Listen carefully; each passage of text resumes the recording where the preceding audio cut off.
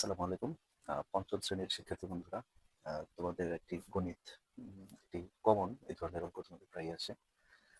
আজকে আমরা সেটি নিয়ে আলোচনা করবো একটু, তারপর সমাধান করবো অঙ্কটি। তো অঙ্কটি দেখতে পাচ্ছ তোমাদের ভাগ অংশের বইয়ের প্রথম দিকে পৃষ্ঠা 13, 6 নং অঙ্ক। একজন লোক প্রতি মাসে 1200 টাকা সঞ্চয় করেন, কততম মাসে তার সঞ্চিত টাকা 50,000 অতিক্রম করবে? তো তোমরা হয়তো জেনে থাকবে এই ধরনের অঙ্ক আসলে কি করতে হয়, আমাদের এই সংখ্যাটাকে ভাগ করতে হয়, বড় সংখ্যাটাকে ভাগ করতে হয় যেটাকে অতিক্রম করবে, এবং যত করে জমা করে সেই হারে, এবং ভাগ করার পর যদি ভাগ শেষ থাকে তাহলে আমরা এক যোগ করে আমাদের উত্তরটা লিখি, ভাগফলটা লিখি বা অঙ্কের উত্তরটা লিখে দিই। এখন এটা কেন এক যোগ করা হয়, আজকে আমরা এই জিনিসটা একটু বোঝার চেষ্টা করবো। ধরো তোমার একটা বন্ধু, তার নাম রাজু। সে তাকে তার বাবা প্রতিদিন 10 টাকা করে টিফিনের জন্য দেয়। সে কি করে, এখান থেকে 5 টাকা করে প্রতিদিন জমা করে। 10 টাকা থেকে সে 5 টাকা খায় এবং 5 টাকা জমা করে।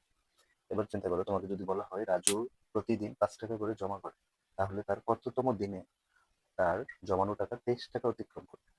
এবার চিন্তা করো, সে প্রথম দিন জমালো 5 টাকা, তারপরের দিন জমালো 5 টাকা, তারপরের দিন 5 টাকা, তারপরের দিন 5 টাকা, তারপরের দিন 5 টাকা। একদিনে 5, 2 দিনে 10, 3 দিনে 15, 4 দিনে 20। 4 দিনে তার 20 টাকা হয়। 5 দিনে গিয়ে তার 25 টাকা হচ্ছে। 23 কিন্তু হচ্ছে, কিন্তু 25 হচ্ছে, অর্থাৎ 23কে অতিক্রম করে গেল। আমরা যদি 4 দিন বলতাম তাহলে 4 দিনে কিন্তু তার 23 টাকা হচ্ছে না। 4 দিনে তার কাছে জমত 20 টাকা। তাহলে আমাদের প্রশ্নে চাওয়া হয়েছে 23 টাকা, তাহলে তাকে আরো একদিন অপেক্ষা করতে হবে, মানে আরো একদিন বেশি আহ জমাতে হবে টাকা, তাহলে তার 23 টাকাকে অতিক্রম করে যাবে। তাহলে আমরা এখানে বলতে পারবো না যে রাজু 4 দিনে 23 টাকা জমায়। 23 টাকা জমায়, এটা বলা যাবে না। তাহলে আমরা এখানে বলতে হবে আমাদের আরো একদিন বেশি করে, 5 দিনে 23 টাকা জমায়। এই একই জিনিসটা কাজ করে আমাদের এই অঙ্কটা যখন আমরা করবো, তখন আমাদেরকে একদিন বেশি ধরতে হবে, কারণ ভাগ শেষ থাকবে। এখানে যেটা বলা হয়েছে যে একজন লোক প্রতি মাসে 1200 টাকা সঞ্চয় করেন, কততম মাসে তার সঞ্চিত টাকা 50,000 অতিক্রম করবে। সেক্ষেত্রে আগে আমরা অঙ্কটাকে সাজাবো। প্রথমে লিখবো 1200 টাকা।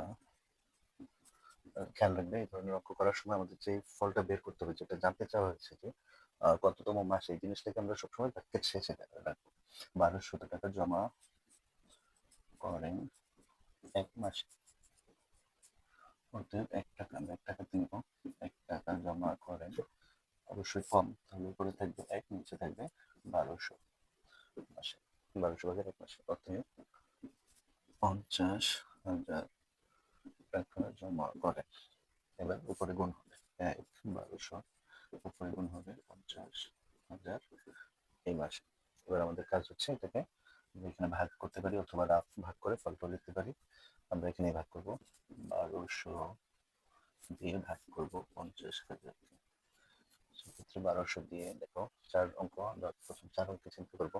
5,000-এর মধ্যে 1200 যাবে, এই 2 অঙ্ক দিয়ে চিন্তা করবো, দুটো শূন্য 12 দিয়ে 50-এর মধ্যে যাবে 4 বার, 4 বার 48। এই 4 অঙ্কের মধ্যে দিলাম, বিয়োগ করলে থাকবে 0, 0, 2, 200 থাকতেছে এখানে। এবার একটা শূন্য আছে, এটাকে নামাবো। এবার 2000-এর মধ্যে 12 যাবে, 1200 যাবে একবার, 1200 বিয়োগ করলে 0, 0, 8, 2, 800। এবার 800-র মধ্যে আর 12 যাবে না।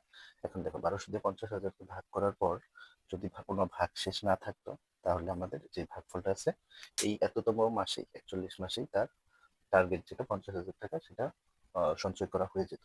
কিন্তু যেহেতু তার আরো ভাগশেষ আছে 800 টাকা, অর্থাৎ তার যে লক্ষ্য 50,000 টাকা সঞ্চয় করা, সেটা এখনো পূরণ হয়নি। এটা পূরণ করার জন্য, এই 800 টাকা জমানোর জন্য তাকে আরো 1 মাস অপেক্ষা করতে হবে। এই জন্য আমরা এই ভাগফলের সাথে এক যোগ করবো। তো আমরা লিখবো এখানে ভাগফল 41 এবং ভাগশেষ 800, অতএব 41 যোগ 1 সমান 42তম মাসে তার সঞ্চিত টাকা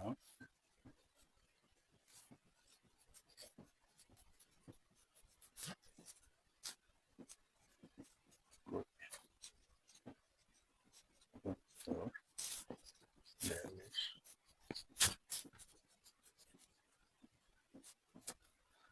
তো আশা করছি অঙ্কটা এই ভাগ সংক্রান্ত এই সমস্যাটা তোমরা খুব সহজেই সমাধান করতে পারবে এবং তোমরা নিজে থেকে বুঝে বুঝে করতে পারবে যে কেন এক যোগ করতে হবে এবং আমরা অঙ্কগুলো কিভাবে সাজাবো। ধন্যবাদ সবাই।